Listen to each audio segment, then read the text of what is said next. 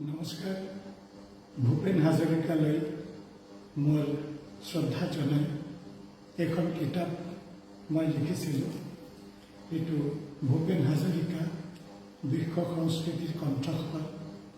তাৰ পিছতে মোৰ আৰু দুটা কিতাপ, এটা বিষ্ণু প্ৰসাদ ৰাভা ভূপেন হাজৰিকা, আৰু এটা কিতাপ 20th বেংগল আসাম 20th সেঞ্চুৰি পাৰ্সপেক্টিভ, কাজী নজৰুল ইসলাম, জ্যোতি প্ৰসাদ, বিষ্ণু ৰাভা, ভূপেন হাজৰিকা। আমাৰ কলিকতাৰ সেণ্ট পলছ কেথিড্ৰেল মিছন কলেজ আৰু অসমৰ নৰ্থ লখিমপুৰ কলেজৰ মাজত এটা বুজাবুজি চুক্তি হৈছিল। তাৰ জৰিয়তে এই তিনিখন কিতাপ আৰু কেইখনমান কিতাপ ওলাইছিল।